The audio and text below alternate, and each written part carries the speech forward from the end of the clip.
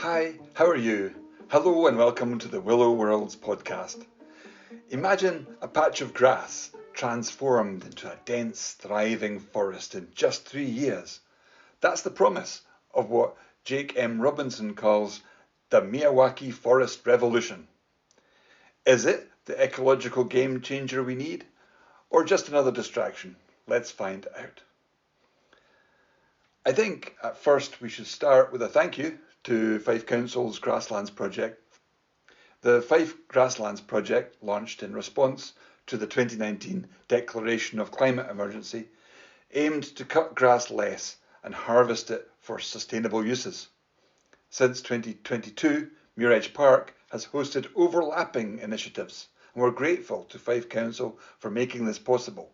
I think the council could expand the grasslands into fully fledged nature restoration zones. After all, it would save money if they just left it alone completely. And we know the grass is just going to strangle itself for the next 10 years if nobody cuts it. It won't turn into a forest by itself for years and years. Why? Well, because of the deer, of course. Muiredge Park, since 2022, is where the Grasslands Project gave way to something even more special. One of Akira Miyawaki's tiny forests. Akira Miyawaki was a Japanese botanist who died in 2021 at the ripe old age of 93. He worked on a question very close to our question about baselines. What would a pre-human plant ecology look like? Okay, he's maxing out the forest a bit more than the rewilders would like. He was intent on maximising the flourishing of forest cover. He's a botanist, so what do you expect? But his passion for plants and his popularity goes to show that rewilding isn't the only nature restoration show in town. There's more than one way to attempt ecosystem restoration, and let's admit it, the Japanese have looked after their natural heritage a bit better than the Scots. Biodiversity restoration is an important part of preventing the extinction of animal species and slowing down climate change. The Leavenmouth Climate Beacon and its community is already trying to do a lot to put nature back to work. By restoring biodiversity, we aim to create a cleaner and calmer climate.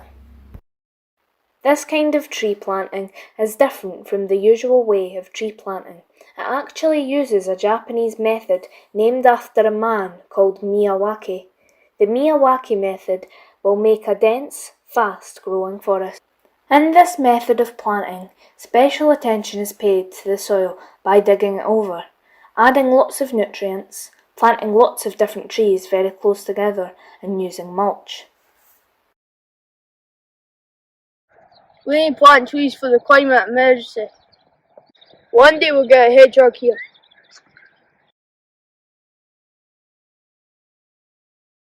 I think that planting a wee forest helps tame trees and it helps climate change and it helps rein habitat in all animals and insects and it's quite a nice act. Our planting day was the 30th of March 2022. It was a beautiful day, but it was very windy and we had a hailstorm at the end. Lots of people turned up and lots of pupils took part during the day. Lots of people from the community took part too. Tree planting is satisfying work, and it's even satisfying just to watch people tree planting, which is what you are doing. Wee forests might be super tiny, but they are also super powerful because they can grow fast and make people think about nature and why it matters. The wee forest is about citizen science too. Some of the planted trees have tags, and over the next 10 years these trees will be measured to provide data for a Europe-wide study on how fast wee forests grow. Earthwatch Europe hopes to establish 150 forests in UK by 2023. So there is an opportunity to expand the network of wee forests across Fife. At the end of the day, we got all 600 trees planted. We're sure this wee forest has part to play in Scotland's response to the climate emergency. Let's turn to the national context of tiny forests across Europe. Upcoming star of tree science, Jake M. Robinson, in his new book, Tree Wilding 2024, exclaims that there's a Miyawaki forest revolution taking place. Only time will tell if it will be a game changer or a distraction from better solutions. And that was just 6 months ago, which is the blink of an eye to a tree. Before his death in 2021, Miyawaki had supervised the creation of over 1,300 tiny forests. But in the UK, all Miyawaki forests are new. The oldest one in the UK is just 4 years old, planted as it was in Oxford in 2020, just 2 years before our one. Looking at photos from the Earthwatch Europe website, reproduced here, we can see that the Oxford one has grown amazingly well. From a good year of growth in 2021 to what looks like full forest in 2023, just 3 years from its first planting. It really does work. Since then, 256 tiny forests have been created across the UK. Only 30 of them have been created in Scotland, which, when you think about the space we have for planting trees, it might seem like a scandal. And there's still time left. If you're reading this in 2025 and you're not in terrible distress, there are still 5 years left of the UN Decade of Ecosystem Restoration. So maybe Scotland can catch up. For what it's worth, I think there should be a Miyawaki forest revolution in Scotland. Please help to make a wee forest. Please search the internet for wee forest and follow the links to the Nature Scot website. Make an application and get it done. It's easy if you're doggedly persistent. Tree planting is often held up as a gold standard of sustainable activities. Sometimes it's the only thing you can think of as an environmental action apart from litter picking, doing the recycling and going vegan. And it's very sustainable. I mean, it can't really take over your life. It's just a few wintry planting days a year, and that's it. You've done your bit to save the world. You can book your next flight with a clear conscience. Still, and nevertheless, planting a tree this month is an exercise in hope. It's defo better than not planting a tree. There is actually a debate for another time on this, but to cut a long story short, I still think it's defo better than not planting a tree. Anyway, I can't think of many other environmental actions to do, so I spend some of my time planting trees. The conventional way to plant a tree is to make a couple of slits into the ground with a spade in a capital T shape. Then you lever up the top slit of the T shape, see the soil part like a mouth, and drop the tree sapling into it. Press the soil down gently with your foot, and then hammer in a wooden stake to hold the tree guard. Then protect the tree with a tree guard, and if you're extra serious, you'll put a mulch mat down around the tree to stop the grass from overwhelming the tree. Simple. Clear, a local charity, have made several conventional plantations of native trees in Muiredge Park, and most of them have fared poorly, unfortunately. It's nobody's fault. The grass is very aggressive, the deer seem hungry, the soil is very clear, clay-like, and the last few years have had some very hot, dry summers, as you know.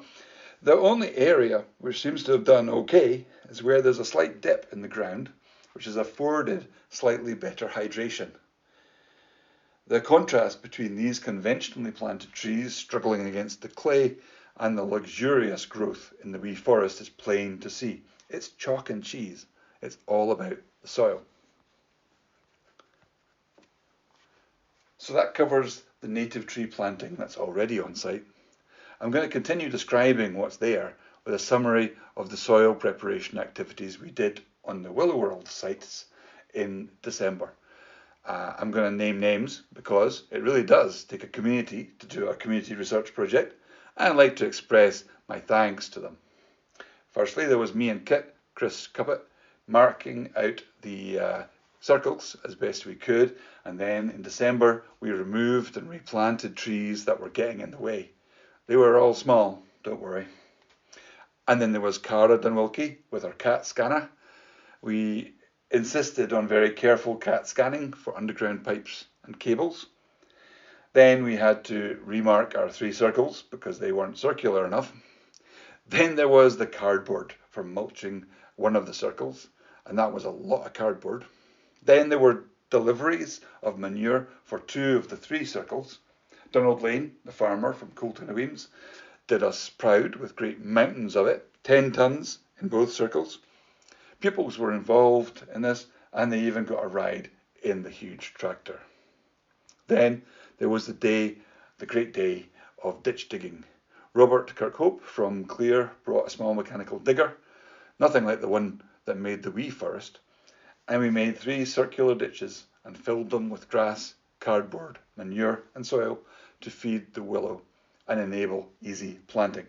Sam Green and Lee Ingalls put in a good shift as volunteers. Local pupils, Armani Drummond, Jackson Curry and Craig Voss, were there before I was, and we all worked until it was done.